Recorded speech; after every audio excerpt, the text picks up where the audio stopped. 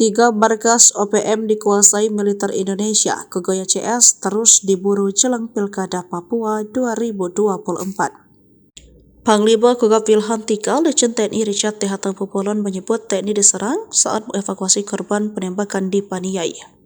Namun tembakan tersebut tidak membuat TNI gentar. Sejumlah anggota melaksanakan tugas melakukan evakuasi terhadap korban bernama Rusli. Sementara beberapa anggota lainnya meladeni serangan OPM yang bergerak di bawah pimpinan Unius Kegoya. Tak lama kondisi berbalik, OPM secara perlahan mulai terdesak dan mulai meninggalkan distrik Paniai Timur. Mereka melarikan diri ke arah distrik Dibida. Pada Jumat 14 Juni 2024, para prajurit TNI yang mengejar kelompok OPM di wilayah Bibida ini telah berhasil merebut wilayah distrik Bibida. Prajurit TNI juga menemukan beberapa amunisi dan alat perlengkapan senjata jenis senapan milik OPM.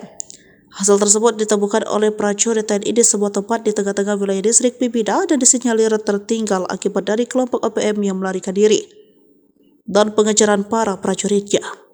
Sebelumnya, sudah beberapa kali TNI berhasil menduduki tempat yang diduga dijadikan markas OPM.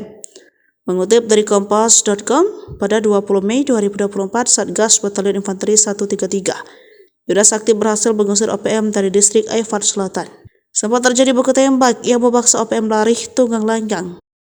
Lalu pada 11 Mei 2024, aparat TNI dan Polri menemukan markas OPM di Intan Jaya, Papua Tengah. Penemuan tempat persembunyian itu bermula saat aparat melakukan patroli pasca serangan OPM kelompok Afrianus Bagubau dan Keni Tipagau di wilayah lain distrik Homeo. Personel melakukan pengejaran hingga tempat persembunyian pelaku ditemukan.